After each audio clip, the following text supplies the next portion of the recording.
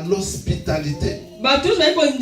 L'hospitalité de cette population. Mais voilà que dans Sodome et Gomorrhe, il y a des inconnus qui sont là. Et personne ne se précipite pour aller les accueillir, pour aller donner de l'hospitalité. Nous voyons la différence avec Abraham. La Bible nous dit dans Genèse que Abraham a vu deux personnes passer. Il les appela: Seigneur, venez, je vais vous laver les pieds. C'est là où il a eu l'annonce de la nouvelle, de la future naissance de son fils Isaac. Par hospitalité des anges, il a reçu une bonne nouvelle. La nouvelle de la naissance de son fils.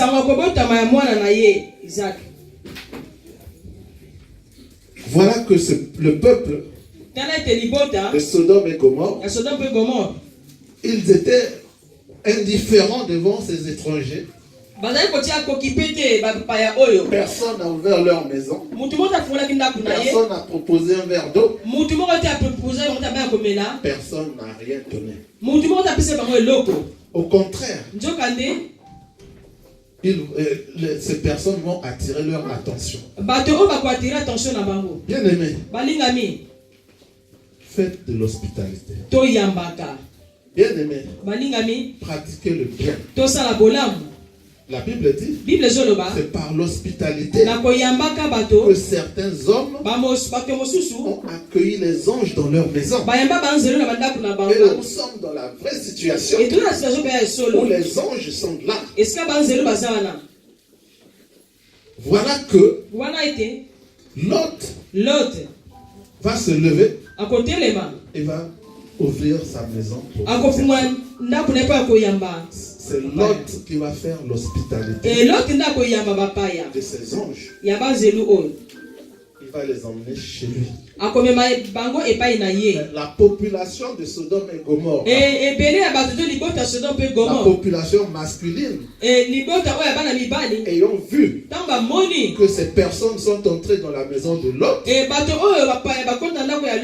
ils vont venir pour les avoir comme les femmes. Donc les hommes voulaient organiser avec les hommes étrangers qu'ils ont vus. L'homosexualité était atteint son comble. Et la base du Seigneur va déborder. C'est vrai, bien aimé. Nous disons qu'il est long, en colère. Il est riche en bonté. Mais quand la coupe déborde, c'est trop tard. Ne cherchez pas que la colère du Seigneur s'abatte sur vous. Ne cherchez pas que la colère du Seigneur puisse déborder. Et que nous nous trouvons sans solution. Voilà que la coupe du Seigneur va déborder. En recevant ces anges chez lui, les anges vont lui dire: Lot, prends tes siens, sors de cette ville, parce que le Seigneur va détruire cette ville. Mais entre-temps, bien aimé, la lecture nous disait que Lot avait placé la tente à l'entrée de la ville.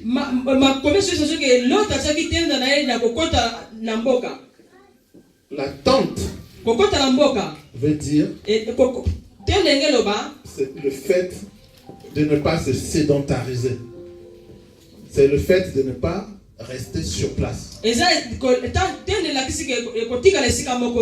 tente, ça signifie que nous sommes passagers.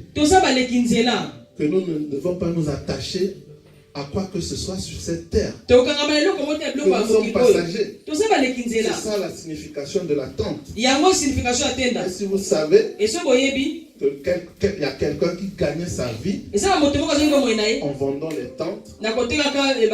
C'est l'apôtre Paul. Paul dit là, quand les chrétiens ne pouvaient pas, les églises ne pouvaient pas organiser ces voyages, alors il construisait des tentes et les revendait pour financer ses voyages. Il savait le but de la tente. Il préférait que les gens puissent habiter dans des tentes que dans des, comme nous a dit l'apôtre, comme nous a dit le prophète Agé, pas dans des maisons lubrifiées. Donc il préférait que les gens puissent habiter dans des tentes au lieu d'habiter dans les maisons de luxe. Pour ne pas s'attacher à cette vie, à cette vie matérielle, à cette vie terrestre qui nous fait perdre toute foi, nous fait perdre toute attache avec notre Dieu. Les biens terrestres, les biens matériels.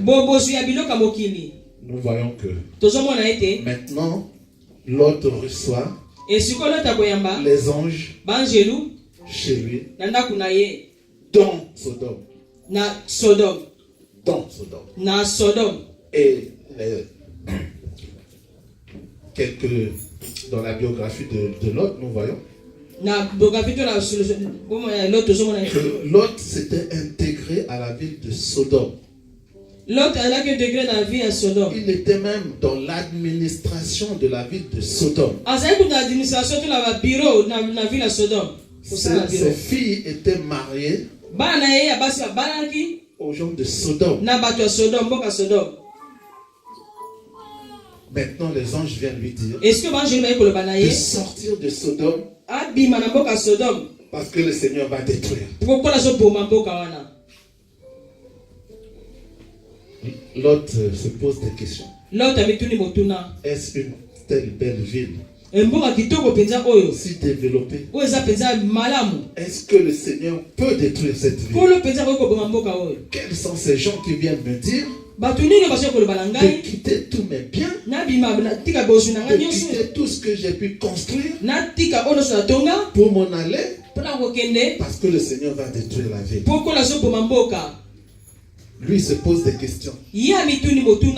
Alors que Abraham, qui est toujours dans la présence du Seigneur, Abraham est déjà au courant. Le Seigneur, Dieu est en train de parler avec Abraham. Donc je détruis cette ville. Et maintenant Abraham est en train d'intercéder. Il intercède pour Lot. Il intercède pour les justes. Il dit, est-ce que s'il y a un seul, il commence par 50 justes. Est-ce que s'il y a 50 justes, tu vas toujours détruire la ville? Mais on ne trouve pas 50 justes. Abraham est descendu jusqu'à 20, jusqu'à 10. Mais s'il y a 10 justes qui sont dans cette ville, tu vas toujours exterminer cette ville. Il n'y en avait pas 10. Mais celui que Abraham est en train d'intercéder pour lui, lui-même il regarde le bien matériel. Lui-même il voit ce qu'il a comme richesse. Il voit ce qu'il a comme construction. Il voit ce qu'il a comme bien. Il hésite. Il demande à ses enfants.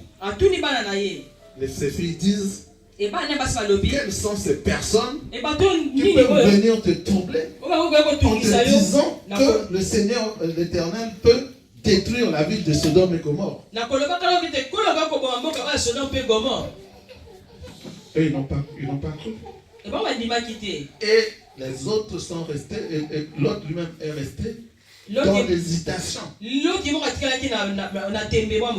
C'est pour ça que je vous avais dit que je compare Lot et Abraham à deux chrétiens. Il y a des chrétiens qui sont là, qui sont voués à l'éternel. Il y a des chrétiens qui sont, comme on dit, fous de Jésus, qui ne vivent que pour Jésus. Et il y a des chrétiens qui font le minimum.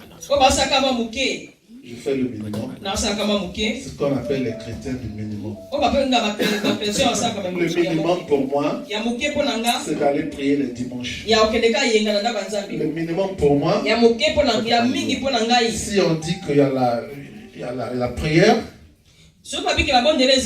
je peux aller. Et il s'arrête là. Lot, le chrétien du minimum. Il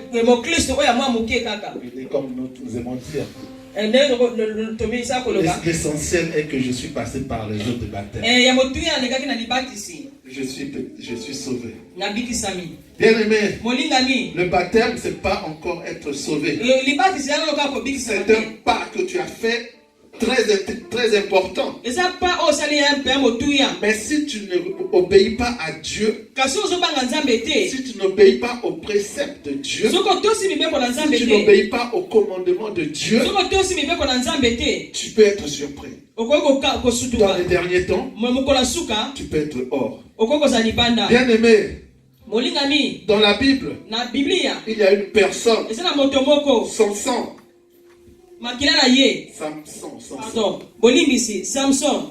Il y a quelqu'un, Samson, que Dieu a oint de son esprit,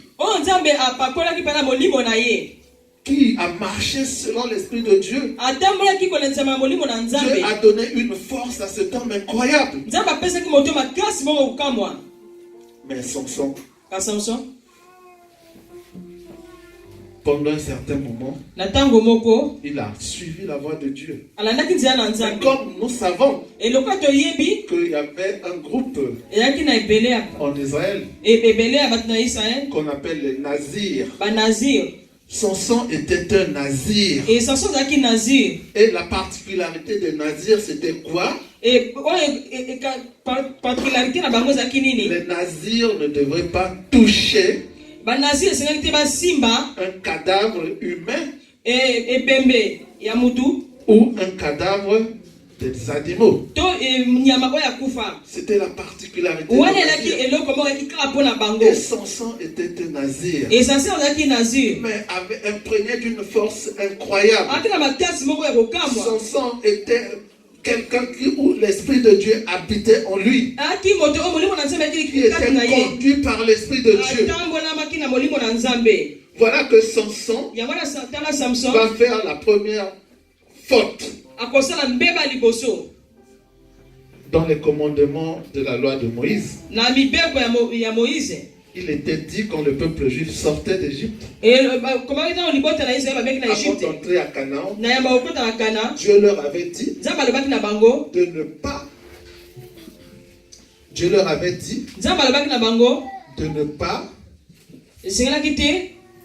prendre pour femmes les filles du pays où ils vont entrer. Les filles ne devaient pas prendre pour hommes les hommes de là où ils vont entrer. Autrement dit, préserver la race juive, la race hébraïque. Ne pas se mélanger avec les Philistins, les Cananéens, les autres. Mais Samson, qu'est-ce qu'il va faire? Il va chercher à prendre une femme du pays des Philistins. Et il va trouver une belle femme. Et il va dire, c'est celle-là que je prends. Ses parents se sont opposés à ce couple-là, à ce mariage. Malgré la contestation des parents, malgré que ses parents lui ont rappelé Ainsi dit l'Éternel dans sa loi. Nous ne pouvons pas nous associer avec ce peuple, avec tous ces peuples. Mais Samson était tellement amoureux qu'il a mis la parole du Seigneur à côté. Et il va convaincre ses parents pour aller pour descendre vers le pays des Philistins pour aller chercher cette femme-là pour qu'elle devienne sa femme. Et quand il marchait en route, ils vont rencontrer un lion. Mais comme il est éprouvé d'une force extraordinaire, il va prendre le lion et déchirer comme de l'étoffe. Il a déchiqueté le lion. Et il est passé pour aller prendre sa bien-aimée. Il a pris sa femme avec ses parents. Il est revenu. Mais pendant quelque temps, quand il est resté chez lui, il va dire, mais où est passé le cadavre du lion? Qu'est-ce qu'il est devenu?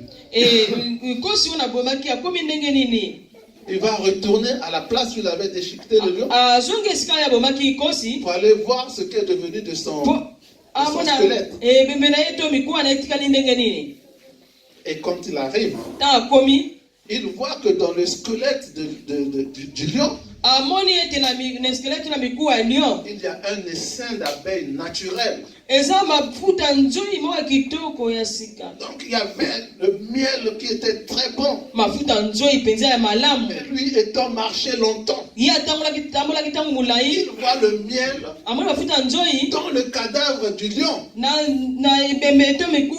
il est nazir. Il ne peut pas toucher le cadavre. Samson, il va imaginer quelque chose. Il va prendre un morceau, il va prendre le bâton. Et avec toute précaution de ne pas toucher le cadavre. Ça lui a pris plusieurs minutes, peut-être des heures. Et il a réussi à extraire le miel du cadavre de lion. Et il mangea. Vous voyez quelqu'un que Dieu avait tout donné. Son esprit, la force, était conduit par Dieu lui-même. Arrivé devant une situation, il va faire le choix que la majorité d'entre nous faisons. Laisse d'abord Dieu à côté et je vais vivre selon les besoins de mon corps. Exactement comme l'autre. Il vit selon les besoins de son corps et non pas selon les besoins que Dieu lui avait demandé. Nous savons comment Samson a terminé. Donc Samson il a terminé trahi par une femme. Parce qu'il avait un secret qu'il ne devait pas dire. Il va le dire à sa femme. Et ça a trouvé la mort. Bêtement. Bien aimé. Là aussi, nous retournons vers Lot. Lot est devant un dilemme. Ses enfants ses filles lui font douter de ce que les anges de Dieu sont venus lui dire. Donc, ce qui l'embête, c'est pas seulement ce que les filles ne veulent pas. Mais ce qui l'embête, c'est surtout le fait que il a trop de biens. On dit que le Seigneur va les détruire. C'est vraiment vrai que le Seigneur va détruire.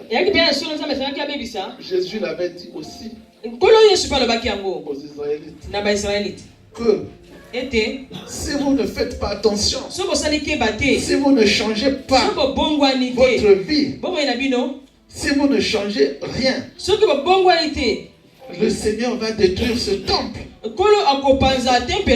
Non pas seulement le temple, toute la ville de Jérusalem.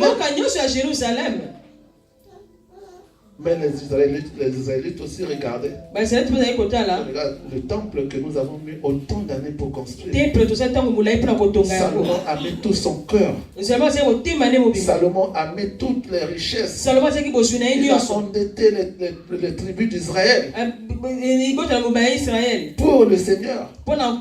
C'est lui qui va détruire ce temple. Mais nous voyons que quelques temps après, les Romains sont venus, ils ont dispersé tout Israël. Et ils ont effectivement détruit le temple. Le temple de Jérusalem était détruit. C'est pour ça que je vous avais dit que l'actualité nous oblige. La Bible dit que quand les Israéliens vont retourner vers Jérusalem, c'est que le temps de la fin est proche. Et là, nous sommes à côté de ces temps. Parce que Jérusalem, petit à petit, on commence à reconnaître comme la capitale d'Israël. C'est biblique. C'est vers le temps de la fin. C'est comme ça dans l'Apocalypse. Bien aimé, ne vous attachez pas aux biens matériels.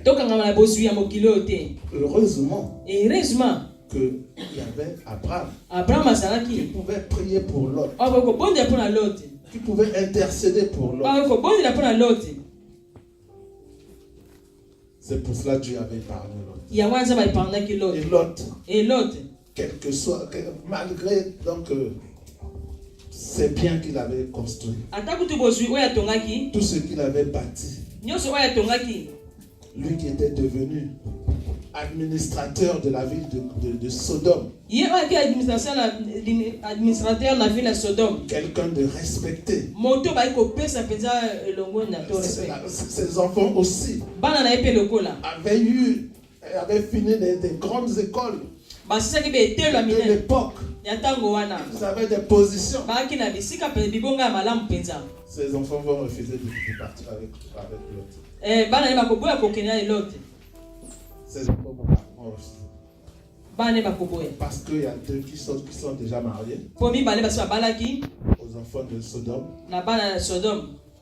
Et les deux autres qui étaient encore là ne voulaient pas sortir de leurs sœurs. Elles sont restées. La femme de Lot, elle a d'abord suivi Lot. Et quand elle a vu que ses filles sont retournées, elle aussi va retourner et subir le même sort que les habitants de Sodome. Et Lot, qui avait tout, la famille et tout, il va se retrouver tout seul dans une grotte avec rien. Bien aimé, chaque fois que tu fais un pas, cherche à savoir la volonté de Dieu. Cherche à savoir, est-ce que ce que je vais faire, c'est Dieu qui me demande de le faire? Est-ce que ce que je vais, c'est l'activité que je vais entreprendre, c'est Dieu qui me demande de faire? Il y a trois choses qui, on peut dire, pourrissent la vie des chrétiens. L'impudicité, le manque de prière, et en plus le péché. La Bible dit que malgré que Pierre appelle toujours l'autre juste,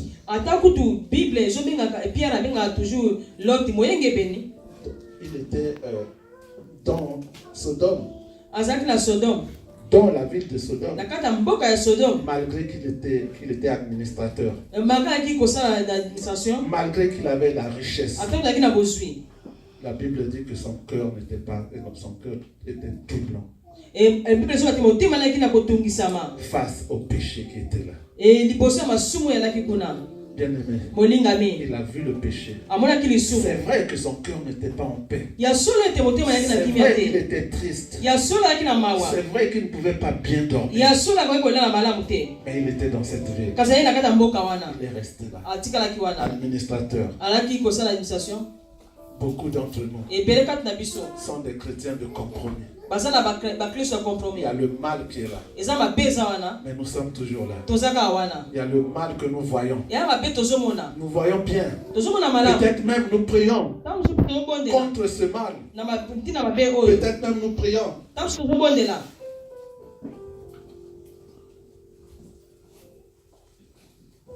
Que le Seigneur puisse nous épargner. Mais nous voyons ce mal. Et nous sommes dans ce mal. La Bible nous prévient de ces derniers temps que nous serons plus attirés vers le désir de ce monde. Le monde nous donne tout. Peut-être que quand je reviens sur mon thème, tu penses que le temps n'est pas encore venu. Parce que tu te vois que non, la Bible dit que si toute personne n'a pas encore entendu la parole de Dieu, le Seigneur ne viendra pas encore. Vous sortez les versets de leur contexte pour pouvoir témoigner de vos actes, pour pouvoir témoigner de vos œuvres. Mais la volonté de Dieu, ce n'est pas ce que toi tu penses. Est-ce que c'est Dieu qui te dit que le temps n'est pas encore venu? Est-ce que c'est l'Esprit de Dieu qui te fait dire que le temps n'est pas encore venu? Ou bien parce que tu t'attaches au bien que tu as déjà créé sur la terre. Quand tu vois ta maison, tu embellis. Tu penses que la fin est encore loin. Quand tu vois tes enfants grandir, tu penses à leur mariage. Mais bien aimé, dans la Bible il est écrit que pendant le temps de Sodome et Gomorrhe, les gens mangeaient, buvaient, mariaient aussi. Mais le péché avait atteint son comble. Pourquoi vous ne pouvez pas comparer le temps de Sodome et Gomorrhe au temps que nous avons aujourd'hui? Il y avait tout ce qui était au temps de Sodome et Gomorrhe que nous voyons aujourd'hui. L'officialisation de ces mariages-là, que un homme avec un homme, on le voit, ça commence à devenir quelque chose de normal. Ça ne donne même plus les chrétiens. Bien aimé, écoute ce que je vais te dire. Peut-être parce que tu me connais. Peut-être parce que tu me vois. Mais ce jour-là aussi, quand les anges sont venus, sont entrés dans la maison de Lot, c'était aussi comme toi et moi. Des hommes pareils. Mais quand ils ont dit ça, l'autre aussi a eu des doutes. Peut-être que moi, ce que je te dis aussi, tu doutes. Parce que quand je te dis que le temps presse, le Seigneur revient bientôt. Peut-être que tu ne prends pas ça au sérieux. Parce que c'est moi qui te le dis. Parce que tu dis, il y a encore le temps. J'ai le temps de me préparer. Si je te dis que demain, le Seigneur vient demain, qu'est-ce que tu vas faire? Mais moi, j'ai apprécié la réponse de quelqu'un que j'aime bien. Quand on lui a posé cette question. Mais si le Seigneur vient demain, tu vas faire quoi? Cette personne était un jardinier. Il a dit, je continuerai toujours à planter des arbres. Pourquoi tu dois continuer à planter tes arbres? Il dit, parce que moi c'est ce que j'ai fait. Le Seigneur vient demain ou dans 1000 ans, je continue toujours à planter mes arbres. Autrement dit, je vais continuer toujours à faire mes œuvres. Je vais continuer toujours à faire ce que j'aime faire. Mais si Dieu vient demain, qu'est-ce que toi tu vas devenir? Il faut qu'on se pose toujours cette question. Parce que le temps de Sodome et Gomorrhe est là en face de nous. Il y a des signes. Et Dieu, il fonctionne par des signes. L'Esprit nous dit que le temps est proche. Bien-aimé, ne t'attache pas au bien que nous avons bâti sur terre. Ne regarde pas. Peut-être tu penses aussi, comme les Juifs, quel beau temple. Le Seigneur ne peut pas le détruire. Peut-être tu penses aussi, comme Lot, cette belle ville de Sodome, et cette belle ville de Gomorrhe, comment le Seigneur peut détruire? Eh bien, le Seigneur avait détruit Sodome et Gomorre. Mais Lot a survécu. Non pas parce qu'il a été juste, peut-être aussi un peu. Parce qu'il faisait le minimum. Mais surtout, par rapport à la prière d'Abraham. Maintenant, toi, qu'est-ce que toi tu laisses à ta famille? Est-ce que tu es un Abraham pour ta famille? Pour sauver Lot? Ou toi tu es Lot pour ta famille? Pour faire périr tes enfants? Les enfants de Lot avaient péri dans Sodome et Gomorrhe. Pourtant, j'insiste toujours, on l'appelait juste. Un juste, ce n'est pas celui qui fait périr sa famille. Un juste, c'est un Moïse pour sa famille. Un juste, c'est un Abraham pour sa famille. Maintenant, posons-nous des questions. Qu'est-ce que nous pouvons faire pour être comme Abraham, capable de prier Dieu et que Dieu puisse pardonner? La dernière fois quand j'ai prêché ici avec vous, je vous avais dit, en parlant de Salomon, quand Salomon a pris les femmes cananéennes, ces nombreuses femmes qu'il avait pris des pays où il était même la fille de Pharaon. Mais jusqu'à ce que Salomon a commencé à construire l'autel pour Astarté, pour Baal, pour Rimon, pour Moloch.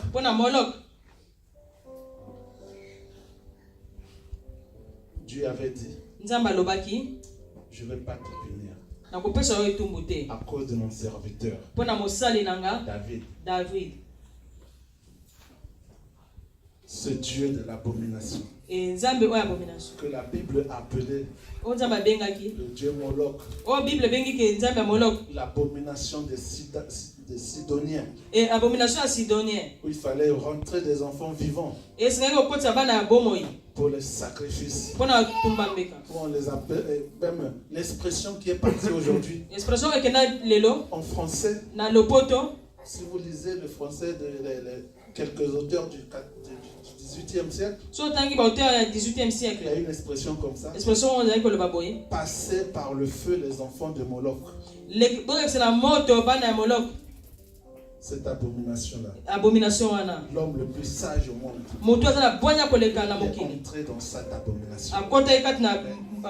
Il n'a eu le salut qu'à travers son père David.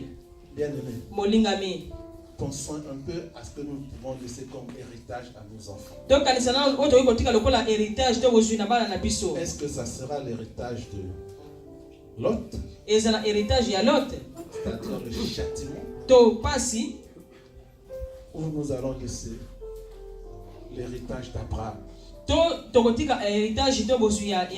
Que la bénédiction que nous sommes en train de vivre nous-mêmes. Parce que Dieu, en voyant Abraham, il a dit que ta descendance sera bénie. Et ta descendance sera aussi nombreuse que les étoiles du ciel. Ta descendance sera aussi nombreuse que le sable de la mer.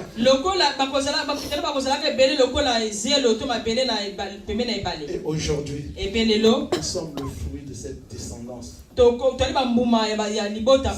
Spirituellement, nous sommes les enfants d'Abraham. Abraham, que le seul homme,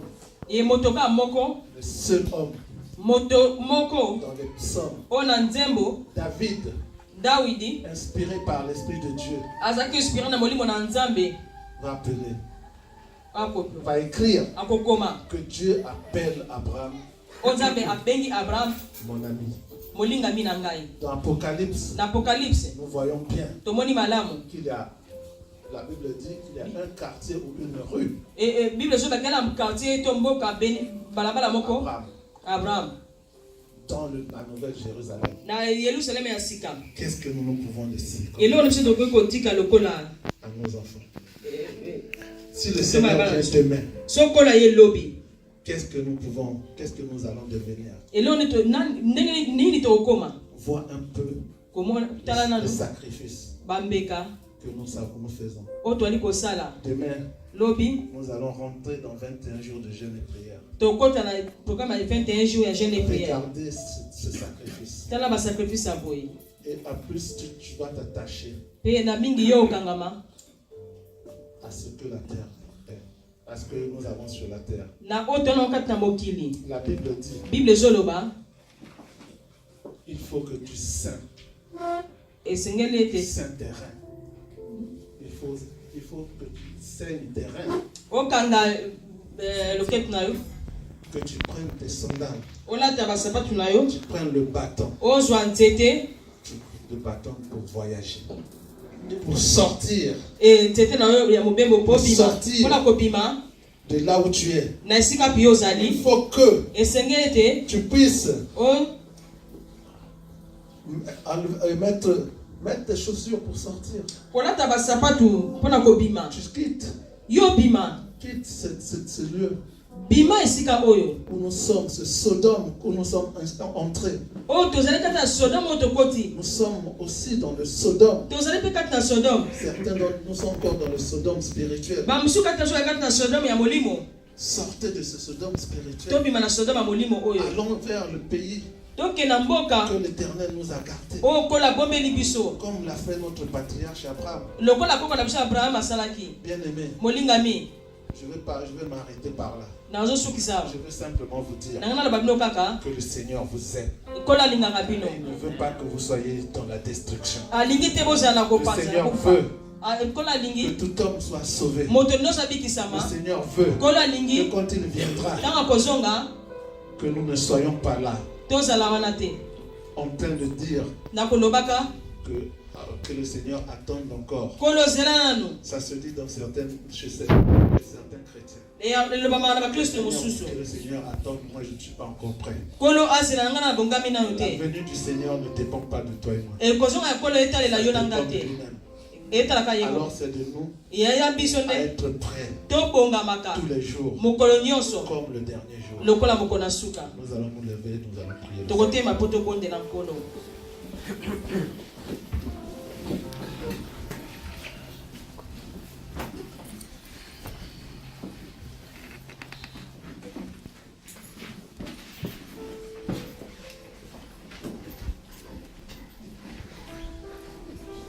Bien-aimés, nous allons demander que le Saint-Esprit puisse